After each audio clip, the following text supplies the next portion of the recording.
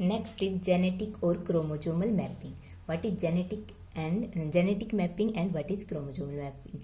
These two are same thing. ठीक है, means genetic or chromosomal mapping.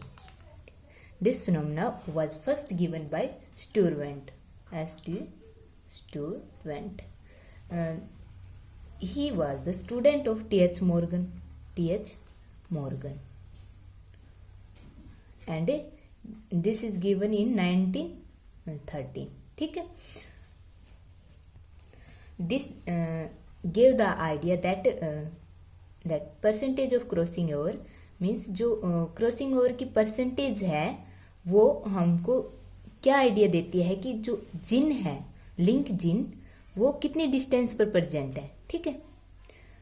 जो स्टूरवेंट ने आइडिया दिया कि जो परसेंटेज ऑफ क्रॉसिंग ओवर की, हमारी जो क्रॉसिंग ओवर की परसेंटेज है वो आइडिया देती है कि जो हमारे लिंक जिन है, जिनमें क्रॉसिंग ओवर हो रही है, वो कितनी डिस्टेंस पर प्रेजेंट है.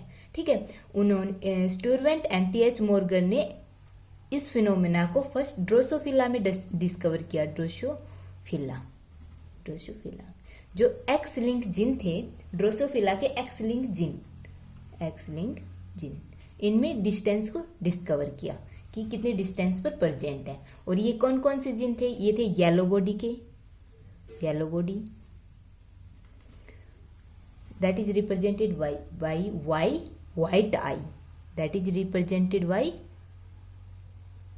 I, that is small w, and vermilion eye, that is represented by V, and miniature wings represented by M, and rudimentary wing, that is represented by small r.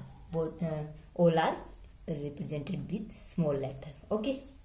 इसकी definition क्या होगी? Genetic और chromosomal mapping. It is representation, means it is graphical या diagrammatic representation of relative distance. ये क्या होती है? जो जेनेटिक और क्रोमोसोमल मैपिंग होती है वो diagrammatic and graphic representation of Jin.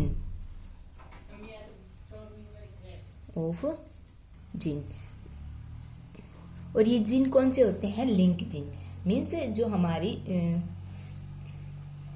Genetic mapping होती है वो diagrammatic and graphical representation of link genes that are present on same chromosome. जो एक ही क्रोमोजोम पर जो लिंक जिन प्रेजेंट होते हैं उनकी रिप्रेजेंटेशन को जेनेटिक मैपिंग कहा जाता है. ठीक है.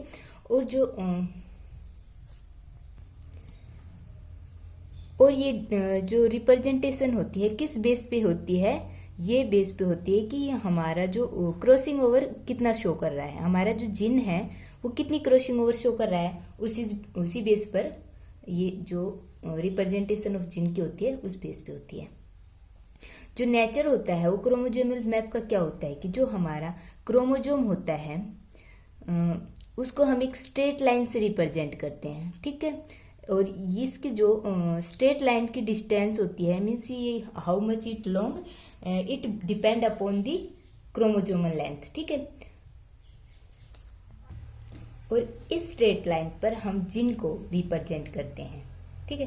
कि कितने लिंक जिन कितनी रिलेटिव डिस्टेंस पर प्रेजेंट है. ठीक है. सेकंड आता है कि जो हमारे क्रोमोसोमल मैपिंग की मैकेनिज्म क्या होती है? Mechanism of chromosomal mapping. जो क्रोमोसोमल मैपिंग होती है वो हमारी क्रॉसिंग ओवर परसेंटेज पर, मीन्स रिकम्बिनेंट परसेंटेज पर डिपेंड करती है. ठीक है. Recombinant percentage. यदि हमको रिकम्बिनेंट परसेंटेज गिवन हो तो हम उनकी जो रिलेटिव डिस्टेंस है उसको फाइंड आउट कर सकते हैं. ठीक है. तो मान लो हमारे पास 3 जिन है एक्स, वाई एंड जेड. ठीक है. और हमको दी गई है एक्स और वाई की distance, that is 5 unit. Means recombinant percentage जो है हमारी एक्स और वाई की वो है 5 unit. And between x and Z, that is, और एक्स और जेड के बीच में जो दी गई है वो दी गई है 3.5 यूनिट. ठीक है। ये हमारी रिकम्बिनेंट परसेंटेज है एक्स एंड वाई के जीन के बीच में 5 यूनिट और एक्स और जेड के बीच में 3.5 यूनिट। ठीक है। हम एक क्रोमोसोम को किससे रिप्रेजेंट करेंगे? स्ट्रेट लाइन से, that is X and Y. ठीक है। इसके बीच की जो डिस्टेंस है वो है 5 यूनिट। ओके। सेकंड, जो हमारी एक्स और जेड की डिस्टेंस है दैट इज एक्स और जेड की डिस्टेंस 3.5 यूनिट। ठीक है। इससे हम क्या पता कर सकते हैं कि जो हमारी वाई और जेड, वाई एंड जेड की डिस्टेंस कितनी होगी? 5 माइनस 3.5 दैट इज 1.5। ओके। तो हमारी जो वाई एंड जेड की जो रिकम्बिनेशन परसेंटेज होगी वो 1.5 होगी, या जो हमारी रिलेटिव डिस्टेंस है वो 1.5 होगी। ठीक है। मीन्स जो एक्स और जेड है इनकी डिस्टेंस ज्यादा है और ये क्रॉसिंग ओवर ज्यादा शो कर रहे हैं। ठीक है। और वाई और जेड में जो डिस्टेंस है वो कम है और यहाँ पर जो क्रॉसिंग ओवर शो होगी वो लेस होगी।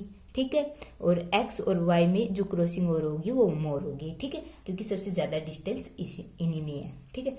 अब हम एक एग्जाम्पल लेते हैं, एग्जाम्पल ऑफ ड्रोसोफिला का हम एक एग्जाम्पल लेते हैं जिसमें जो लिंक जीन परसेंटेज हम फाइंड आउट करेंगे। ठीक है।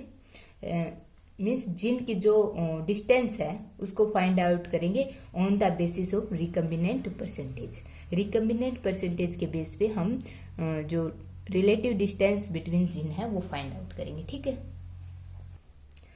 3 जीन दे दी गई, that is yellow body that is represented by small Y and vermilion eye that is represented by small v and miniature wing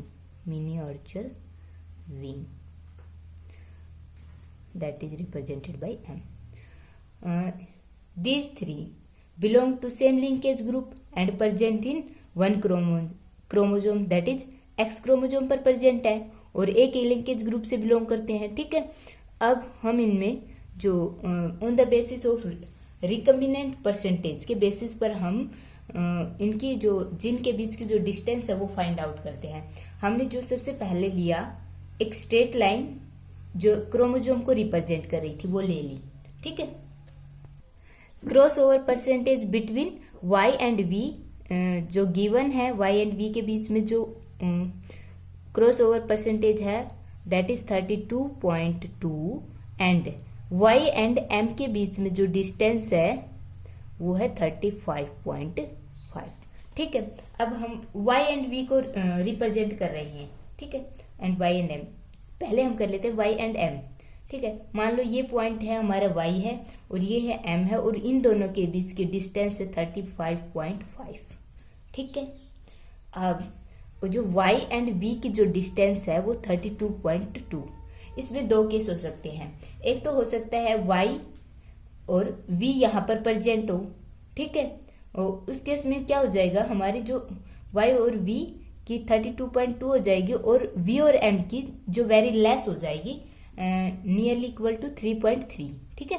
3.3 हो जाएगी y and v and m की डिस्टेंस।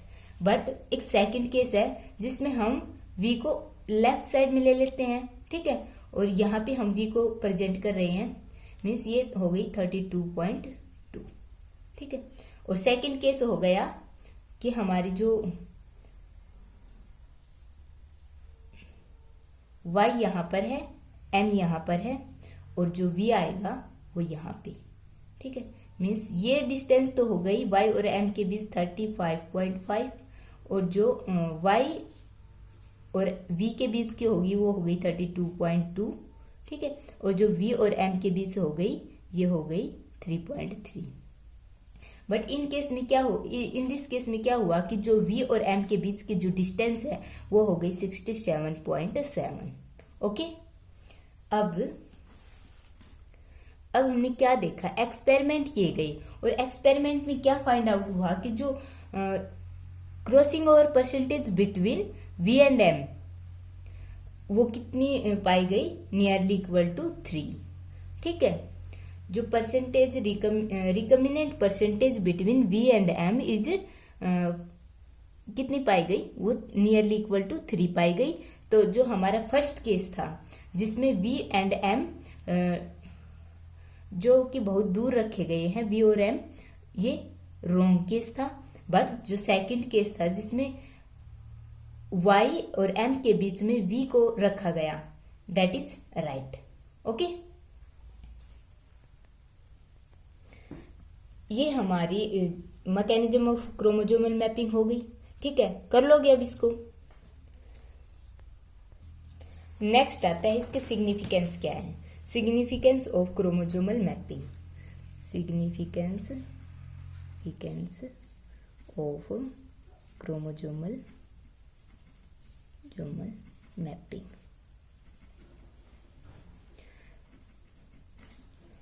क्रोमोजोमल मैपिंग क्या signify करता है कि जो हमारे gene होते हैं वो क्रोमोजोम पर प्रेजेंट होते हैं। ठीक है, फर्स्ट इज दैट कि जो हमारा क्रोमोजोम होता है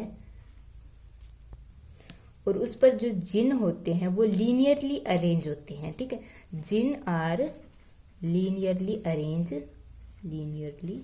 अरेंज ऑन क्रोमोजोम। क्रोमोजोम पर जो जीन प्रेजेंट होते हैं वो लीनियरली अरेंज होते हैं। ठीक है, और जो जीन प्रेजेंट होते हैं वो स्पेसिफिक लोकस पे प्रेजेंट होते हैं, दैट इज सेकंड, कि gene present on chromosome are present in specific locus. ठीक है, ये स्पेसिफिक लोकस पर प्रेजेंट होते हैं। एंड थर्ड क्या है कि स्पेसिफिक क्रोमोजोम पर ही स्पेसिफिक क्रोमोजोम कंटेन